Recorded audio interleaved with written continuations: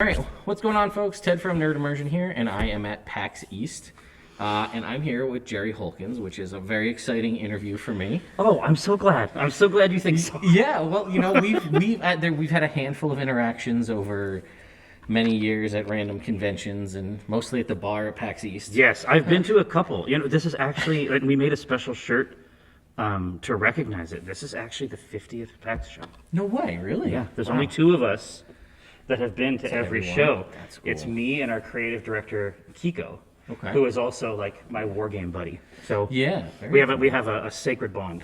awesome. Well, so 15 years of Acq Inc. too. right? True. Which is just a whole bunch of It's a big year. momentous events. So, when you started Acq Inc., did you think you'd be here 15 years later when that kind of came up? Did you think you'd be as big as it is? Because I know it was kind of, I mean, you were the first podcast really of doing live D&D stuff. As far as I know, I think it's entirely possible. I would never want to claim primacy over something that I couldn't actually 100% prove. Sure. It's the one that I know about. Yeah. I mean, fair. but the truth is, you know, having existed online as long as we have, you know, things were not necessarily as cataloged.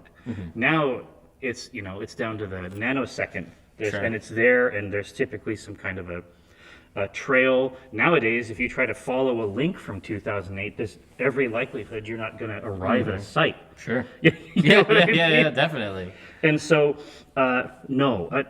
So I am actually like a nerd. It's not a performance. I think that shows through pretty well. You know what I mean? But I'm Yeah. just saying that, like, it meant something qualitatively different. So it's like even the people that I work with at work, they like their identity, like what it means to be a nerd.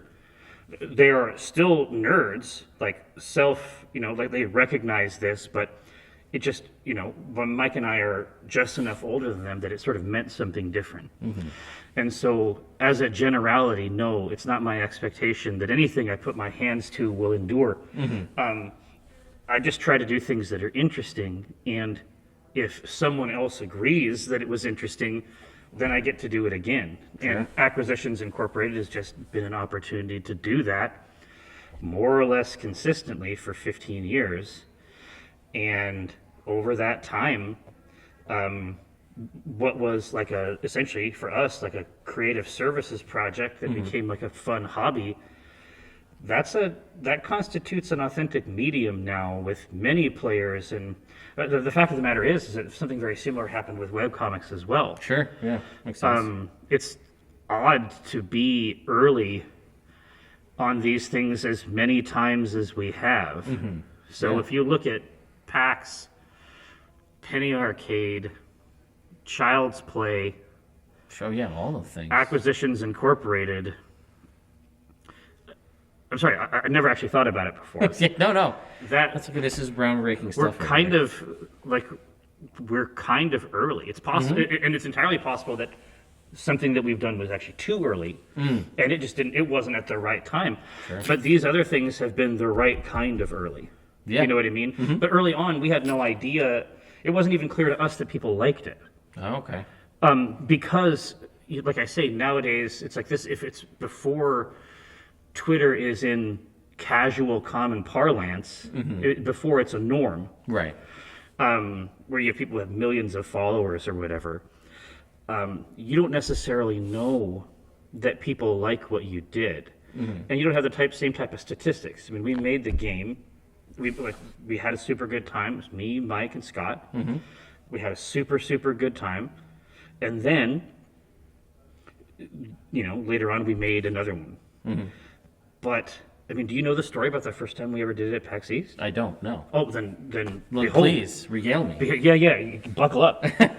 So it was actually upstairs. God, it was in one of the ballrooms up in PAX East. Oh shit! You know, I can actually show you something really cool. Okay. Here. Is it okay if we stand up for a second? Yeah, let's Here, do here. it. No, you leave that. Yeah. Here, just come over here. Okay. I just want you to know. I want you to have the sense memory of what I had because it's very surprising. Okay. So you've seen these doors, right? Yeah, they are. I don't. Oh, okay. These are hallways that run behind every one of these rooms. oh, okay. So there's a substructure in there, and there's even a superstructure up top. In fact, next time you're in the expo floor, look up around the edge, and you will see you haven't looked for it before. No, I haven't. You will see a very plainly delineated walkway, right? And so all these service entrances and exits, right? So I was mad at Mike Fahlauer, who had set up the room, because we were doing Acquisitions Incorporated live for the first time. Sure. It was very scary. Live performance, very nerve-wracking. Yeah, of course. Functionally speaking, I lose consciousness basically. Have you ever seen Kimetsu no Yaiba, Demon Slayer? Yeah. So you know Zenitsu? It's basically a Zenitsu situation. Okay. As soon as I'm up there, I just basically black out. Okay. And so I can respond, because it's not conscious anymore, I can respond instantly. Sure. It's just a pure flow thing once I get in the slot. And so I was very, very mad at Faye because he had gotten like an 800 person fucking room. And again, because we had no sense that people were enjoying it, we had, every now and then someone would mail me and I'd be like, thanks man, that's really cool. Yeah. But I mean, people, sure, fine, you are a person, one. Yeah. 800 people, that's too many. That's going to be embarrassing if I'm there playing Dungeons and Dragons and there's 10 people. So I went back there because we were waiting. There's no green room. Right, sure. These little theater things, all we had was this industrial gullet for us to hang out in. I come out of there, the entire fucking room is full. And it's full to standing. Wow. There's actually people against the back wall, and there's people all along the sides, and there's people still coming in. So that was the first time I had a sense that, I knew that I enjoyed it. Right, sure. Ultimately, it was Mike's idea, right? Even podcasts themselves weren't big then. Right, sure, yeah. This was, 15 years ago, almost nothing. It wasn't systematized the way it is now. And so that was the first time I had a sense that people even liked it. And then it happened again later. I did a one-shot set in Dark Sun, in the 4E version of Dark Sun. Sure. And I never got any feedback on it ever. Nobody ever mailed me, and I was like, I failed. And it bummed me out a lot because Dark Sun was Dark Sun for me was super formative. I had a really good group. Did you ever have that group? Yes, I did. That D&D group? Definitely. How many people were in it? It was 3 in the DM. Yeah, see, we had 3 total. Ooh. So it was a DM. It was basically 3 best friends. And then we could each take turns DMing if the main DM didn't want to do something, right? And so for me, Dark Sun was so formative and so rich. And I thought it was an opportunity to do something, to show people this thing that I had really enjoyed. Right. Then I got no feedback, and I mean for years. Oh, really?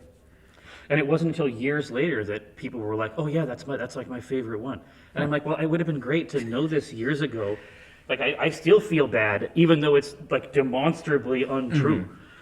But anyway, So yes, that actually might segue into one of the questions I had. Very tasteful. Wow, very strategic. Yes, I know. Is so many people, and I may have been part of this, because that original trailer that came out at PAX Unplugged last year, when it pans up to Mike, there's that Dark Sun book right in the front, and everybody latched on to that Dark Sun book. Oh, if only. So I just figured, I figured it was because of that you put it there, because it was so important to you. Oh. But everybody's like, that means it's coming. They're going to do Kickstarter, they're going to kickstart Dark Sun. If only, but because you don't have control over that anyway. Well, I don't have control over that anyway, and obviously that's not the version that they're on now. Right. And also, my suspicion is that if they were to try to actively address Dark Sun, some of these concepts might be outre. Yes, is my guess. Very but much also, speaking purely cosmologically, it would be very difficult for Jim Dark Magic to get to Athos, just because of how space works there.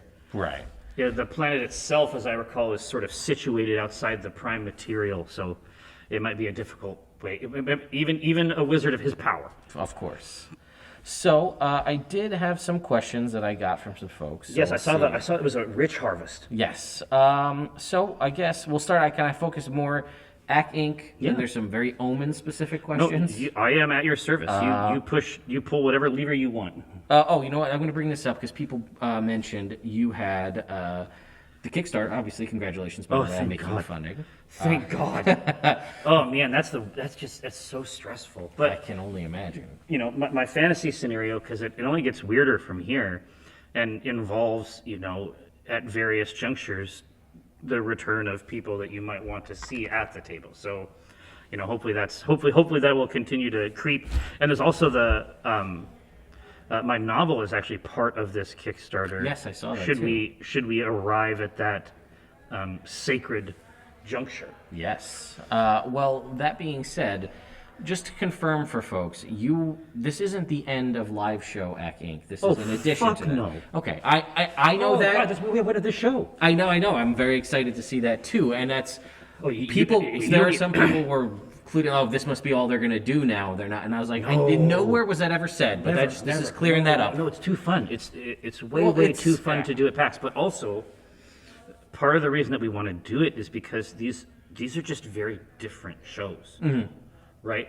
If you were playing Dungeons and Dragons in front, like, there's no way to. It's like it's like the observation of it alters the experiment. Definitely. So there's no way to play D&D that in front of 3,000 people and then however many people might be on stream. Sure. There's no way to play it and not be affected by that. Of course. So it's even more raucous and insane than Acquisitions Incorporated would typically be on the old podcasts, or Right. even in the series. So for us, it's just an opportunity to do, and now it's funded, so we can. Right. It's an opportunity to fill in between our East show, our Unplugged show, and our West show. Now the Oz show is Call of Cthulhu. Right. Like that's what happens down there. But it is actually still Acquisitions Incorporated. It, like, characters that you know exist in that space, and certainly Omin has clearly, in that setting, he's clearly been alive for at least 800 years. So it, like, Acquisitions Incorporated Call of Cthulhu has its own lore that we haven't gotten into yet. Well, that's exciting. But oh god, it's super fun. But no, there's no way. Like, people love it too much. Like, well, yeah, I mean, there'd be an outcry, and people love getting an uproar about it's D&D fun related stuff online. like that, so, Absolutely, yeah. Certainly recently. Yes, Dark very much. Tidings. Yes. Oh, well, so much. So to that point, you said you had Call of Cthulhu, you mentioned D&D. If you could pull is there another RPG you'd love to bring into the Acq Inc. world if you had to pick one, or have you thought about? I'm sure you have. Acquisitions Incorporated. Yes, all the time. Acquisitions Incorporated in Star Trek would be quite good. Ooh, yeah, it would. It definitely, the nature of the episodes, I feel, would be very... Well, I mean, exactly. It would be episodic in the same way. It would essentially be like a film series.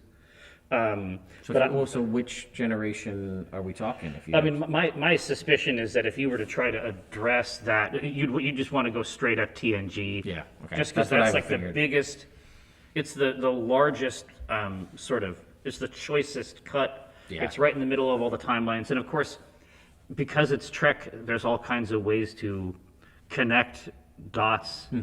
Chronologically, it happens all the time in Trek, frankly. So Yeah, sure. All right, TNG, well, that makes sense. So why co-DMs for Series 2?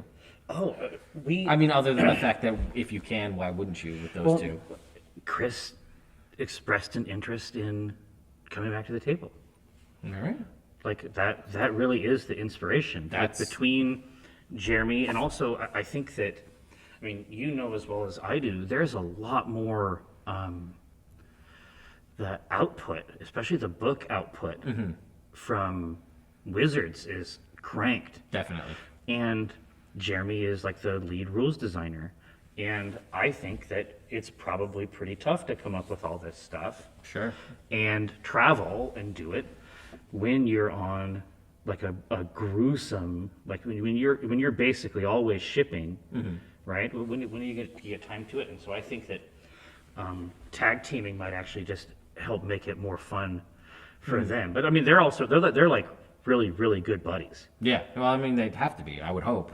Well, no, I Morgaen mean, that would be the hope, but it's actually true in real life. Well, that's good. And so when we were talking to Jeremy originally, like we really wanted to make sure that it was okay with Chris, and it was. So that's an interview coming up with them later this weekend. So. Oh yeah, they're great. I'm excited. You're for gonna that. have so much fun. So if you could bring any person, celebrity, even just a personal friend, for an episode of Series 2 for just like a one to be in and out. Like any person. Well, yeah, if you have like a celebrity you'd like to bring, even if it's someone from your personal life that you're like, I would love to bring on. I have always wanted to play D&D with Felicia Day. Oh, okay. She is so cool, and like the guild was like in the vlogs. Sure. Like she was ahead on that. Definitely. In the way that like we sort of started doing something that was interesting to us, and then it did that. She did like Geek and Sundry. Yeah, obviously, right? I mean, And that's sold it. She is a beast. She's also really, really cool. definitely. I mean, I never met her, but it seems All the like times that I have had a chance to meet her, she is so fucking legit. And I don't know. I just think it would be cool. Well, I mean, I feel like you could make that happen. I hope so.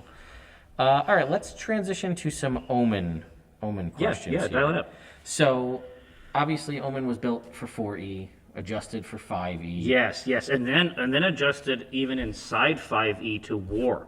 Yes, from where you were. Where did you start when you started in 5E? I don't Trying remember. to remember. It was all tied into the Timora stuff, and so it would have been some kind of a luck, tinged thing. But war has so many tools in it. And it's obviously been very useful.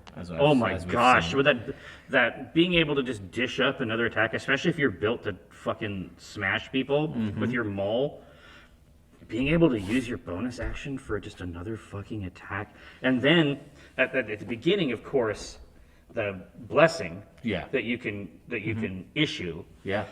At first, it's only solo. It's like for you. And then eventually, you're just looking around the table. If you really need something to go off, it just happens. Yeah, the play plus 10 is dope. huge. Yeah. It's dope. So do you think you'll be with one D&D or whatever the ultimate name of it will be? Do you think you'll be hashtag? Will you think you'll be redoing Omin again to fit that? I mean, I it have seemed already done it. Oh, okay. All right. So, I mean, there you go. That answers your question. To that point again, we talked about, someone said, started with Avandra, then to Timora. Started with Avandra, now we're here. Yes, correct. And some of the more questionable decisions made more recent shows. I've been working the Omin heel turn for 5 years now. And I think it's been a slow burn, but it's made it there. If you could do it all over again, would you change anything, or would you go about something a little bit differently? No, I actually like it a lot. The place where I did all the changes is actually in the side campaign, the C team. Mm-hmm. Yes. So, like, that is the most... I really enjoyed it, and it has its proponents. But that is probably the most... Essentially, I wanted to write a novel that other people wrote with me because I'm a lazy person, and so I just I got a bunch of people who are really, really good at this, and then just got them around me, and then just helped them push it along. Mm-hmm. But that campaign, which is like 4 or 5 years, is just Omin's backstory. Right. Yeah. And so I had 4 or 5 years to investigate it. I have done everything I can with that backstory. I mean, just, not to talk out of school, but when Omin was younger, he figured out through the use of this, migratory creature that he could clone himself. But he didn't understand, and it's just a part of its biology that it can do that. But he didn't understand that when it clones you, it's actually cloning an inverse of your alignment. Okay. And he kept doing it because he had this idea for this organization. And his younger sister had gone missing according to the same thing. And so ultimately his whole fantasy was to have enough of himself to do it. Eventually, because they're his inverse, that was not a great plan. So Omin having great plans that don't work is the character. The theme. So you mentioned the C team. Somebody said, when are we getting more C team?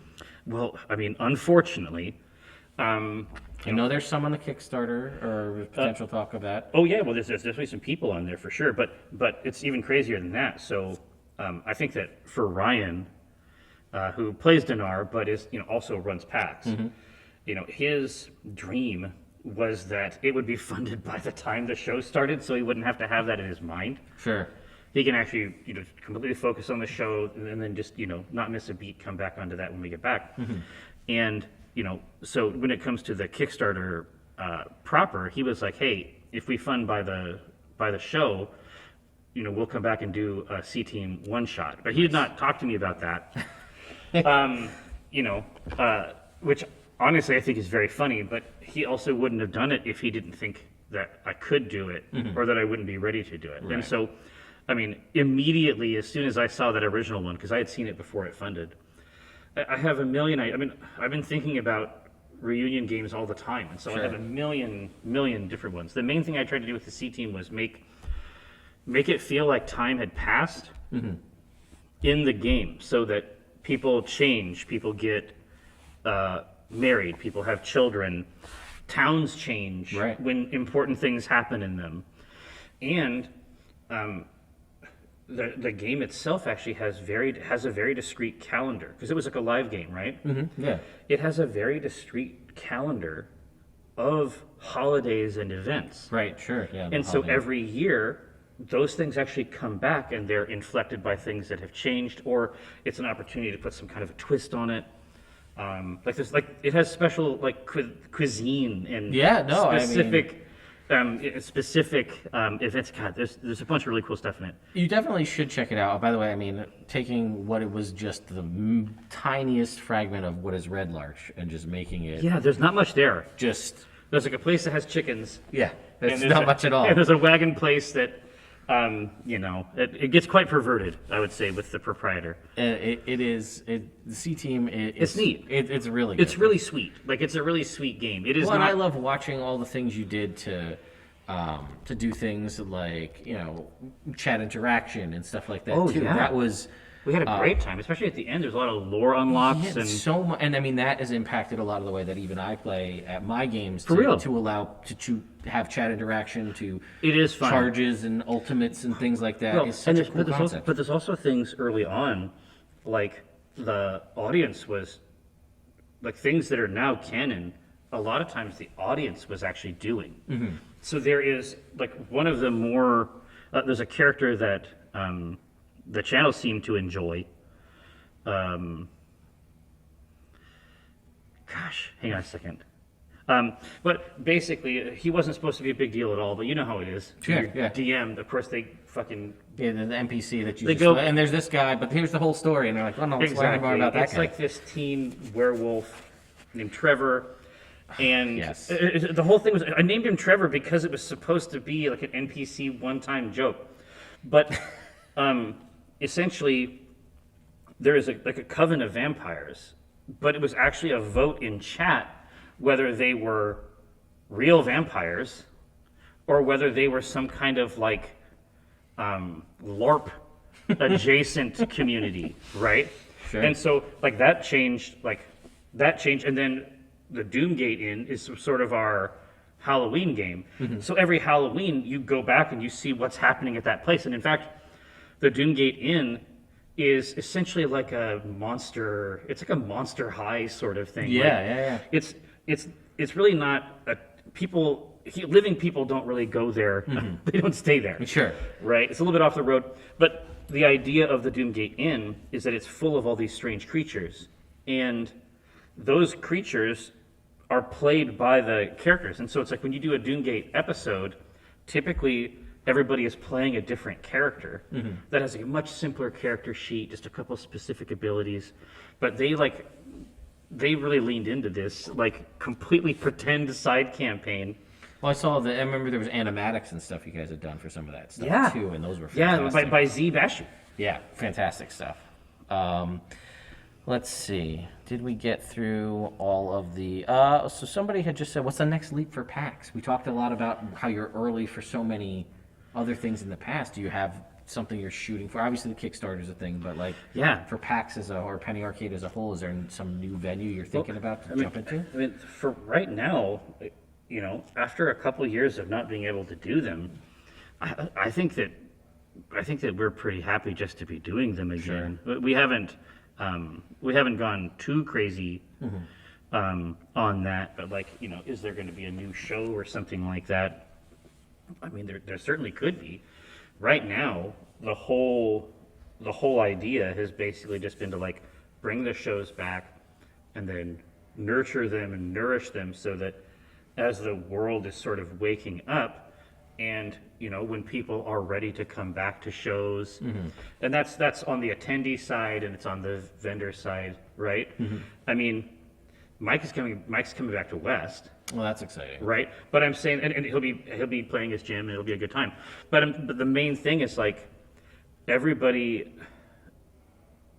has the right to determine how much, like their rate of returning to ordinary life. Sure. And and for some people, and like obviously we have masks and stuff, like we try to do it in the safest way possible. But at the end of the day, he founded this show with me, and he wasn't ready to come back yet. Sure. Yeah, and that's exactly, and it's completely fine. But for now, I think that just making sure that the show is running, it's working, and it's ready for people to come back. I think that's plenty sacred as a task for now. Works for me. So have you seen the Jerry Holkins? We actually printed out. I was wondering, was that on purpose, or No. that was just a No, magic isn't it of Twitter? funny? I was like, that sounds like a thing you/Omin would say at the table. No, that's the crazy thing. In fact, so down at the that is a little Acq Inc. Signing booth in Bandland. We actually printed out official Jerry Holkins. Oh my god, I love it. We printed out official Jerry Holkins cards, so you can go snatch one if you want. I would definitely gonna do that. Yeah, I was like, it's hilarious. It seemed like I could have sworn it had to be on purpose. Dude, That's too fun. It's That's literal perfect. Twitter cropping. That's perfect. So I know it's only day one. It's only been a couple hours, but have you gotten a chance to see? No, man. Anything? No. Yeah. I had to handle something early, which is why I missed our first time, which I apologize for. No, it's totally fine. And then I came right here, and I was actually just waiting in the hall. So no, I haven't had a chance to go down yet and see it. But yesterday I did stop by our. So we have like a beer collaboration with New Belgium and Voodoo Ranger. Yes. And so I stopped by there yesterday just to kind of see the booth and see it going up. And Chris Straub, who played in the C team, and also does the introductions for Acquisition Incorporated. He does the key art for those cans. So he does our can labels. And so I wanted to see it like printed up big. And I think there's actually a question speaking about Chris? Well, no, actually about Acquisitions Intoxicated. Oh yeah, sure.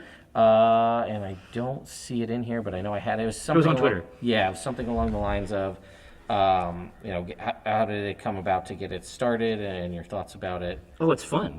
Yeah. Where did the inspiration for Acquisitions Intoxicated come from, and what has been the fondest memory or experience that's come from that? So a lot of the C team stuff that we put together, I had a writing partner for a lot of it, my friend Eric Benson, who is now our VP of Business Development, but he is also my war game friend. So it's like me, him, and Kiko are like the war game squad.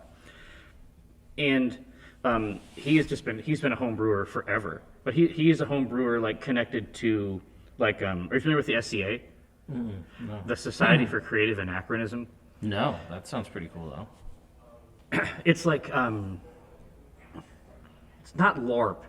It's more like playing dress up and like sort of living medievally, like sort of like founding like a village and very cool. And there's different types of competitions and sports and anyway, so a big part of his brewing practice is actually connected to this bar that they erect at one of these events out east. Oh wow! Called Pensick, and I had also done some home brewing as well, and I had like kickstarted a device called a Pico Brew, which is from a local company.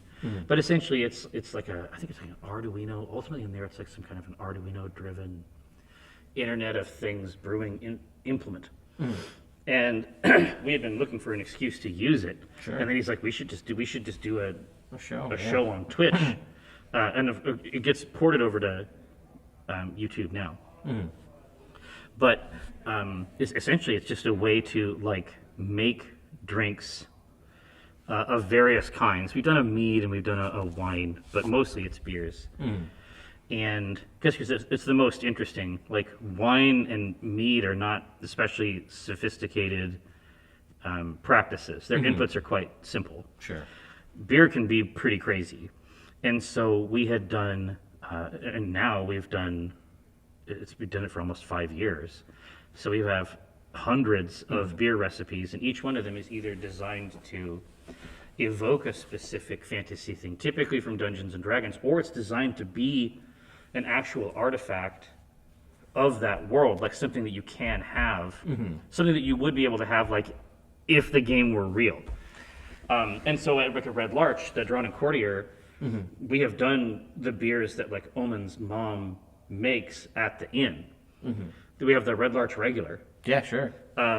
And so, but you know, part of that is like sort of establishing like where she can get these ingredients. So we always try to build the lore of whatever it is into that. And so we've done like all the chromatic dragons, all the metallic dragons, Dune.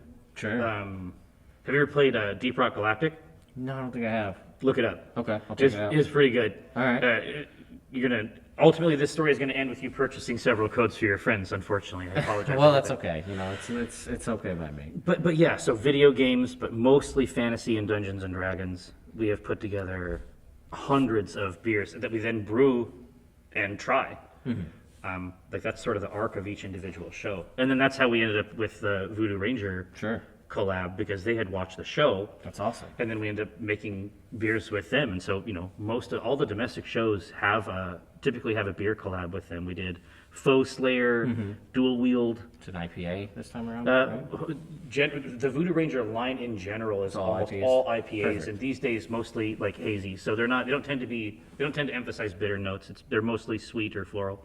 Probably go there after this is over. No, I'm gonna hit there. I'm gonna try to be there after 2:30. I think just to I have a little hole between a couple interviews, and I haven't had a chance to try it yet. And it's got pervert shit. It has a type of addition called a cryo hop, which is like inside baseball for brewing, but it's essentially it's another way of using hops that involves hyperfreezing them with liquid nitrogen, shattering them, and then sifting the plant material from the actual lupulin glands, and then just using that. And so there's none of all the vegetal matter is gone. And so it has a different, like a bright, clear taste compared to most hopping, because there's no vegetable matter in there boiling, right? Wow. I don't know. I'm very excited. I mean, clearly, there's so many words that we're throwing around. This is something I can discuss at length. Well, I think I think we're at about our time here. I think we've gone through just about everything. Smooth. The only other thing I think I saw is just your general thoughts on actual plays as content for consumption. Because it's obviously... What do you want to know? Just, what are your thoughts on it? It's obviously like the podcasts and stuff were kind of 15 years ago were kind of new, and now it seems like it's what some people, that's all they consume. It's just and there's so many different groups that are doing it. And it's been really fascinating, I think, to watch, because every now and then there's going to be there's these weird fights, and I'm like a million years old, and so fighting on the internet I don't find especially interesting anymore, even though arguably I might have been early on that as well.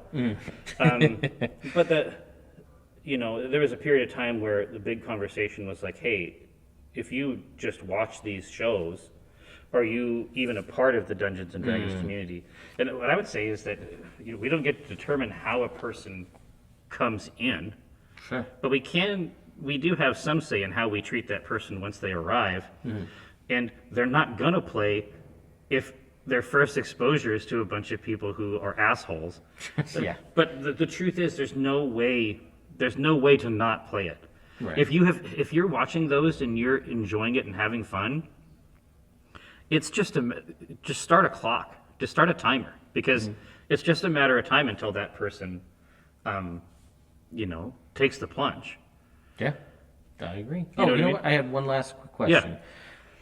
We obviously had the official corroboration with WotC for the Acq Inc. book. Indeed. Have you ever thought about? I think originally you were going to try to do a Kickstarter for that, and then WotC came That's in true. and reached out to you. That's literally what happened, yeah. Did you ever think about doing something else, supplemental material? I know there's a PDF for something in the Kickstarter. Inside the Kickstarter, So which I made sure I backed at that level because I I'm want saying that. inside the Kickstarter, there is, we literally just built the team that we put the book together with, because there was a lot of stuff, that is like, from the era of that book, there's a lot of stuff that, especially like the more detailed rules, crunch, class features and things like that. Oh, okay.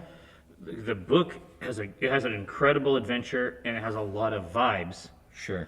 But in terms of like really hardcore rules stuff, I mean, I think that they internally they have a different standard for that kind of stuff. Right. And that's the sort of like that's the meat of that new So content. this is all like cutting room floor stuff is going to make it from the Kickstarter, or it sounds like some of it. Well, yeah. I mean, that's because there's a lot of it. All right. Like there was a lot of extra content that didn't make it, and I think that it tends to be the sorts of stuff that players actually really want. All right. Well, this is not a sponsored video, but if you want to go check out, I will put a link in the is out there, description to yeah. the Kickstarter. You'll be able to find it. Still 18 days left to go, I think. Yeah, so yeah. Plenty of time. Hey, so are you D&D? Yes. You're an enthusiast. Yes. I can tell. You do any wargaming? I've never done it, and it's not, WizKids is trying to make you do it. I mean, with the Onslaught stuff. They keep doing it, and honestly, that Dragonlance, like the Yeah, deluxe with version of the- Dragonlance, yep, that with Rob the- Davio sort of like, it's pretty abstract, but there's definitely a war aspect to how campaigns can be operated if you have that side game. I'm just saying that you may find that the stuff that you like about D&D, you can get to pretty well with wargaming as well. Yeah, I mean, it's one of those things I just haven't done it. I feel like this is something else you're going to make me buy. Yeah, this is going to be a very expensive conversation. But the key is just to have somebody else that can go on that trip with you, because whenever they release a big box, it typically has 2 armies Sure. and terrain. So as long as you can split that cost with a friend, I think that you will find this. I think that you will find this hobby very compatible with your. I think it definitely will. Just Well, take a look. I would say Kill Team or Warcry to start. Okay. All right. Well, you may see wargaming content on the channel. I'm telling you, man, you could have a great time. All right. Well, thank you. That's my great pleasure. And man. I'll see you guys at the next Here, interview. I'm going to use my Nerd Immersion brand Hand sanitizer. hand goo. Yeah. Oh, after that handshake, look at this. Oh man, so fresh, So alcoholic. so citrusy. I do actually have a whole bunch more.